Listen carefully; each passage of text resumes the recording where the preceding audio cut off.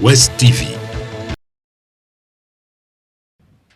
34 civils ont été tués dimanche soir par des assaillants armés dans l'attaque d'un village situé dans l'état de Kaduna, dans le nord-est du Nigeria, en proie aux violences de groupes criminels, selon les autorités locales. Des hommes non identifiés ont attaqué le village de Madamaï dans le district de Kaura, selon le responsable de la sécurité de Kaduna, Samuel Arouane, dans un communiqué. Il a ajouté que des soldats ont été dépêchés sur les lieux de l'attaque où ils ont essuyé des tirs avant de forcer les assaillants à se retirer après d'intenses échanges de tirs.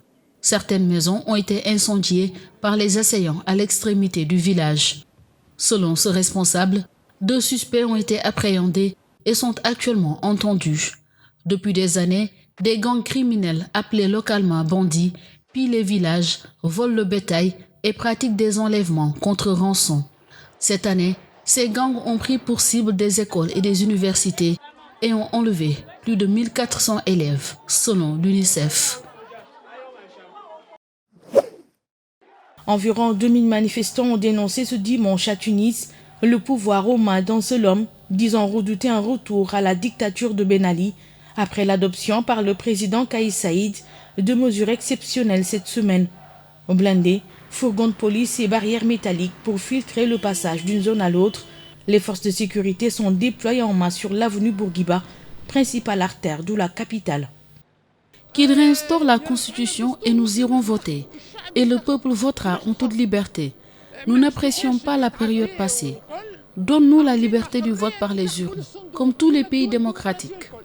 Aujourd'hui, je suis venu pour dire que Kais Saïed n'est pas notre président. Kais Saïed, tu n'es pas notre président depuis des mois. Et après le 25 juillet, tu nous as confirmé que tu n'étais pas le président de la Tunisie. Nous avons un président qui est contre nous. C'est un président qui est contre le peuple, contre ce que veut le peuple. Le peuple veut ceux qu'il a élus.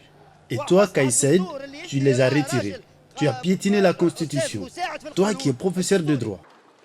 Kais Saïed, élu fin 2019, avait surpris le 25 juillet en annonçant qu'il limogeait le Premier ministre, suspendait les activités du Parlement et s'octroyait aussi le pouvoir judiciaire. Après des mois de blocage politique et en pleine crise sanitaire de la Covid-19, aggravant les difficultés économiques et sociales du pays, ce coup de force avait été accueilli par des scènes de liesse populaire. Mercredi dernier, le président Kais Saïed a fait publier un décret qui se substitue à divers chapitres de la Constitution contenant des mesures exceptionnelles.